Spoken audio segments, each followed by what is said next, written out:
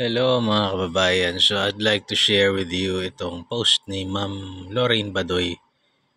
Hinahangaan ko yan, si Ma'am Lorraine Badoy. Sabi niya, I'd like to apologize to Congress for saying all these years that the CPP, NPA, NDF is the biggest criminal syndicate in the country. It's you guys in Congress, of course. Sorry, give credit where credit is due. And I agree 100%. Kasi nga, kitang-kita naman. Nakita naman kung anong ginagawa niya mga yan. Bili mo, pondo, sayangin nila para manira ng tao.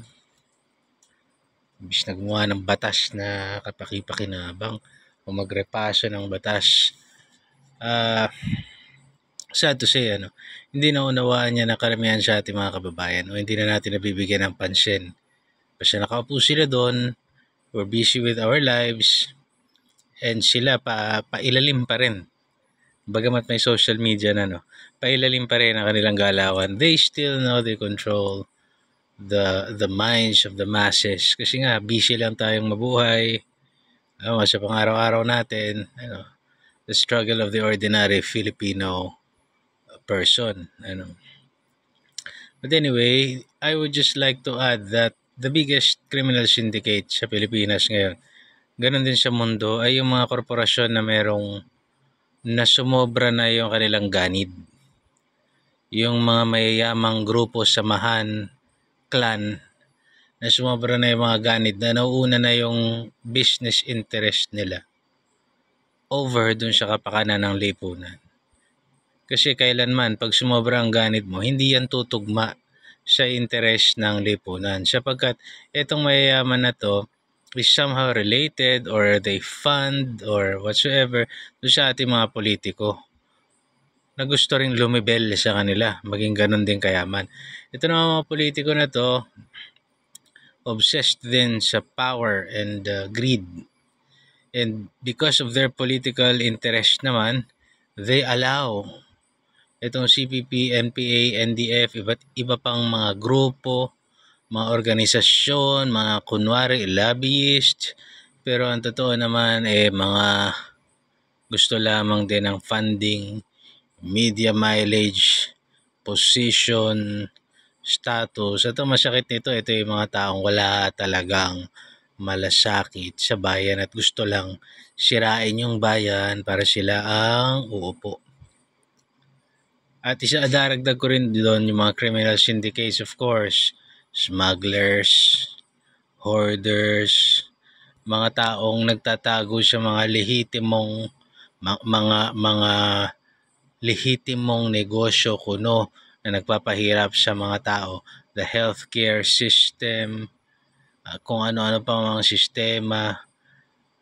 Again, iikot na naman tayo, controlled by the oligarchs, controlled by the shot callers na nagpopondo sa karera ng mga nasa politika, particularly nabanggit ni Ma'am Badoy, Ma'am Lorraine na young Congress na yan.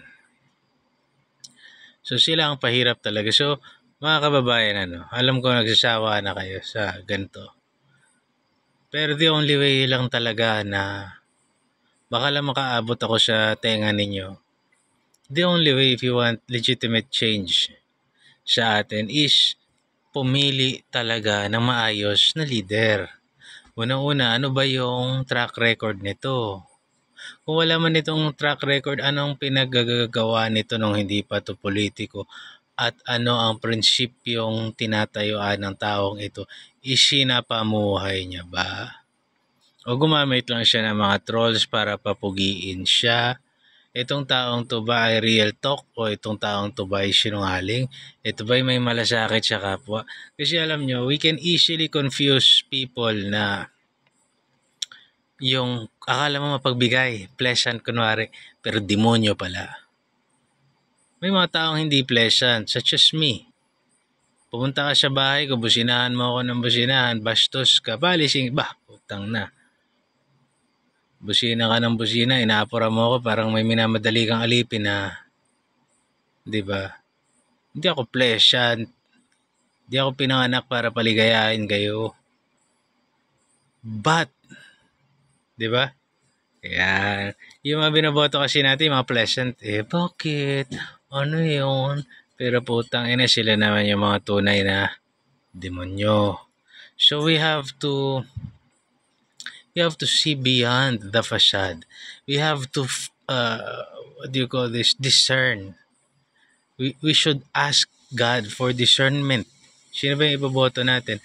We should be able to pierce through the veil of that pleasant fiction, of the ayuda fiction. The fiction na hinahain sa atin na kunwari masarap na pagkain pero ang totoo panis. Anyway, God bless you.